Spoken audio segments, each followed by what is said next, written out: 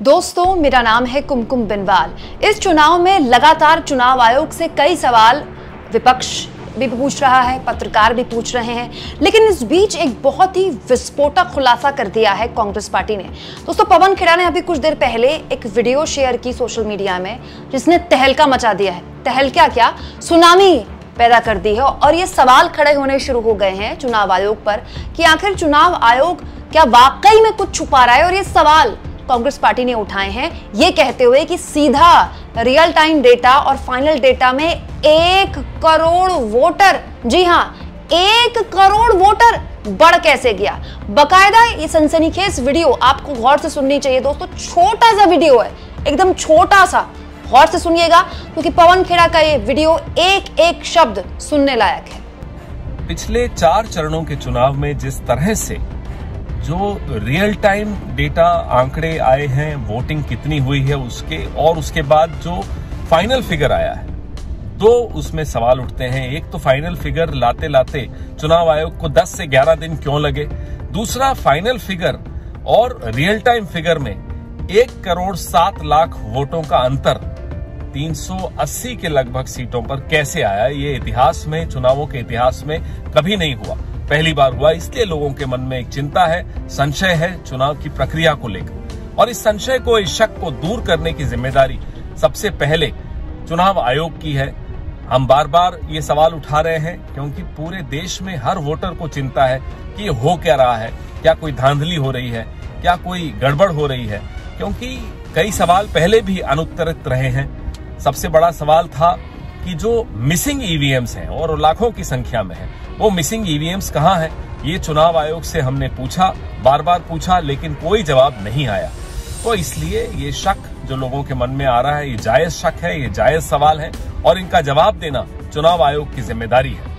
दोस्तों, कांग्रेस पार्टी ये सवाल उठा रही है कि रियल टाइम डेटा, मतलब जैसे मैं आपको बताती हूँ ना कि 2 बजे तक का वोटिंग का आंकड़ा ये है, 3 बजे तक का वोटिंग का आंकड़ा ये है। न्यूज़ चैनल्स में भी आप देखते होंगे, जब वोटिंग खत्म हो जाती है तो मैं आपको बताती हूँ शाम 5 बजे तक इतनी वोटिंग हुई। इसे बोलते हैं रियल टाइम डेटा, जो हर 2-3 घंटे में चुनाव आयोग बताता रहता है। उसके बाद आता है फाइनल डेटा, जो चुनाव आयोग 48 घंटे में बताता है। आजकल तो चुनाव आयोग बहुत देर लगा रहा है। पहले चरण के मतदान में फाइनल आंकड़ा देने में तो चुनाव आयोग ने 11 दिन लगा दिए। अब पवन खेड़ा ने यह कहा है कि जो चुनाव आयोग रियल टाइम डेटा देता है हर 2-3-4 घंटे में, उसमें और फाइनल डेटा में सीधे 1 करोड़ मतदाताओं का जो फर्क है, इसको लेकर चुनाव आयोग अपने सवालों के जवाब कब देगा। न केवल पवन खेड़ा दोस्तों, बल्कि कांग्रेस पार्टी के बड़े नेता जयराम रमेश ने भी पवन खेड़ा की ये बात ट्वीट करते हुए कहा है, कुल मिलाकर 1 करोड़ से ज्यादा, 1.07 करोड़ है, इसीलिए 1 करोड़ से ज्यादा, इसके अंतर के हिसाब से प्रत्येक लोकसभा सीट पर 28,000 की वृद्धि होती है, जो कि बहुत बड़ा नंबर है। यह अंतर उन राज्यों में सबसे ज्यादा है जहां बीजेपी को अच्छी खासी सीटों के नुकसान होने की गुंजाइश है। आखिर ये क्या हो रहा है? विपक्ष लगातार इस मुद्दे पर सवाल पूछ रहा है, लगातार विपक्ष इस मुद्दे पर सवाल पूछ रहा है दोस्तों। खुद चुनाव आयोग के पास जाकर सवाल पूछ रहा है, चुनाव आयोग को ही उसके खिलाफ शिकायत देकर सवाल पूछ रहा है कि आप एक तो वोटिंग प्रतिशत वक्त पर क्यों नहीं दे रहे हैं, 2 इतना बड़ा फर्क कैसे आ सकता है। अब इस पूरे के पूरे मामले में देश के एक पूर्व मुख्य चुनाव आयुक्त ने भी बड़ी बात बोल दी है, वो भी आपको मैं सुनाऊंगी।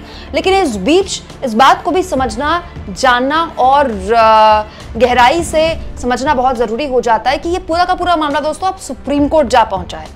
Chief justice of India DY Chandrachud की बेंच तक ये मामला जब गया था तो DY चंद्रचूड़ ने बहुत ही गंभीर टिप्पणी की थी दोस्तों। ADR की तरफ से ये याचिका लेकर प्रशांत भूषण गए थे, देश के वरिष्ठ वकीलों में से एक है प्रशांत भूषण, और सुप्रीम कोर्ट के समक्ष उन्होंने अपनी बात रखी थी। चुनाव आयोग से सवाल पूछे गए थे कि आखिर वोटिंग का जो डेटा है, फाइनल आंकड़ा जो है वोटिंग का, इतना वक्त क्यों चुनाव आयोग लगाता है देने में। उस वक्त सुनवाई के दौरान DY चंद्रचूड़ ने साफ तौर पर अपने इरादे कर दिए थे कि चुनाव आयोग किसी भी हाल में इस मामले को हल्के में ना ले। उस वक्त दोस्तों DY चंद्रचूड़ ने यह भी कहा था कि अगर जरूरत पड़ी तो हम पूरी रात बैठकर, जी हां, पूरी रात बैठकर इस मामले में सुनवाई करेंगे। और उस वक्त जब सुनवाई हो रही थी तो DY चंद्रचूड़ ने, चीफ जस्टिस ऑफ इंडिया ने, चुनाव आयोग के वकील से सवाल भी पूछा था कि आप लोग फाइनल आंकड़ा क्यों नहीं देते हैं, 17C का जो फॉर्म होता है, आप वो क्यों नहीं दे रहे हैं। हालांकि इस पूरे के पूरे मामले में 24 मई को सुनवाई होनी है, लेकिन तब चुनाव आयोग के सामने सुप्रीम कोर्ट ने अपने इरादे रख दिए थे कि किसी भी हाल में वो हीला हवाली के मूड में नहीं है। और सुप्रीम कोर्ट के समक्ष जब ये बात आई तो डीवाई चंद्रचूड़ ने कह दिया कि वो एक पूरी रात बैठकर सुनवाई करने को इस पूरे मामले में तैयार है। और जब चुनाव आयोग से सुप्रीम कोर्ट ने पूछा था कि क्यों देरी हो रही है आंकड़े देने में, तो चुनाव आयोग ने कहा था कि हमारे पास आंकड़े बहुत जगह से होते हैं, हमें इकट्ठा करने में वक्त लगता है। अब इस पूरे के पूरे मामले में दोस्तों एक बिल्कुल अलग एंगल तब आया जब देश के पूर्व मुख्य चुनाव आयुक्त एस.वाई. कुरैशी ने एक बहुत ही महत्वपूर्ण टिप्पणी कर दी। दोस्तों एस.वाई. कुरैशी न केवल देश के पूर्व मुख्य चुनाव आयुक्त रह चुके हैं, बल्कि उन चुनाव आयुक्तों में से हैं जिन्होंने भारत के चुनाव में एक बहुत ही इंपॉर्टेंट ट्रांजिशन देखा था। वो ट्रांजिशन जब हमारा देश बैलेट पेपर से ईवीएम की तरफ जा रहा था। इसीलिए आपने देखा होगा जब भी कोई चुनाव की प्रक्रिया को लेकर आर्टिकल्स होते हैं बड़े बड़े अंग्रेजी हिंदी अखबारों में, तो एस.वाई. कुरैशी के आर्टिकल छापे जाते हैं। एस.वाई. कुरैशी से बात की जाती है जब भी कोई चुनाव आयोग को लेकर सवाल पूछे जाते हैं, क्योंकि वो केवल पूर्व मुख्य चुनाव आयुक्त नहीं है, वो एक ऐसे चुनाव आयोग हैं जिन्होंने उस वक्त ये कार्यभार संभाला जिस वक्त देश बहुत ही ज्यादा इंपॉर्टेंट ट्रांजिशन में था। मतलब आप सोचिए कितना इंपॉर्टेंट ट्रांजिशन था, बैलेट पेपर से सीधे मशीनों पर। इसीलिए एस.वाई. कुरैशी की बात को समझा जाता है, सुना जाता है। उन्होंने एक इंटरव्यू में जो बात बोली है दोस्तों, वो चुनाव आयोग पर और दबाव डालती है। द वायर ने एक खबर छापी है और एस.वाई. कुरैशी ने इस इंटरव्यू में बताया है, मतदाता डेटा प्राप्त करने में देरी का कोई कारण नहीं है। एस.वाई. कुरैशी जो पूर्व मुख्य चुनाव आयुक्त रह चुके हैं, वो ये कह रहे हैं कि डेटा देने में कोई मतलब समझ नहीं आ रहा कि क्यों डेटा देने में देरी कर रहा है चुनाव आयोग। ये डेटा वास्तविक समय में सिस्टम में है। इसके अलावा एस.वाई. कुरैशी ने कहा, मतदान खत्म होने के 5 मिनट के भीतर सारी जानकारियां उपलब्ध हो जाती हैं। अब ऐसे में डेटा को आखिरी रूप देने में इतना समय क्यों लग रहा है, इसके लिए चुनाव आयोग जवाबदेह है। एस.वाई. कुरैशी कह रहे हैं कि इतना वक्त क्यों लग रहा है, इसके लिए चुनाव आयोग जवाब दे, क्योंकि इतना वक्त लगता नहीं है। इसके साथ साथ वो आगे कहते हैं एस.वाई. कुरैशी चुनाव आयोग के लिए, चुनाव आयोग को इस बारे में पूरी जानकारी देनी चाहिए कि ये अंतर या समन्वय की कमी क्यों है। कहीं हो सकता है कि कोई समन्वय की कमी हो रही हो, कोऑर्डिनेशन की कमी हो रही हो। देश बड़ा है, चुनाव बड़ा है, इतना बड़ा वोटर है, पूरी दुनिया के सबसे ज्यादा वोटर हमारे देश में है।